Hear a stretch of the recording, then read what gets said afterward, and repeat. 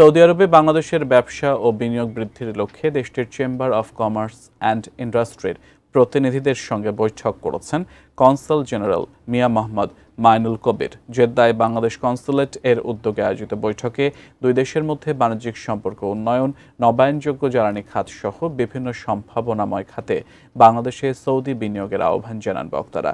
একই সঙ্গে বাংলাদেশের দ্রুত বর্ধনশীল তথ্য ও যোগাযোগ প্রযুক্তি খাত, বৃহৎ তরুণ জনশক্তির বাজার সম্পর্কে বিস্তারিত তুলে ধরা হয়। বৈঠকে জেদ্দা চেম্বারের ভাইস চেয়ারম্যান রাইদ ইব্রাহিম আল মুদাইহিম, ভাইস চেয়ারম্যান ইমাদ মোহাম্মদ আল আবৌদ এবং চেম্বারের প্রতিনিধিগণ যোগ দেন। বাংলাদেশের পক্ষে কমার্শিয়াল কাউন্সিলর সৈয়দা নাহিদা হাবিবা বৈঠকে অংশগ্রহণ করেন।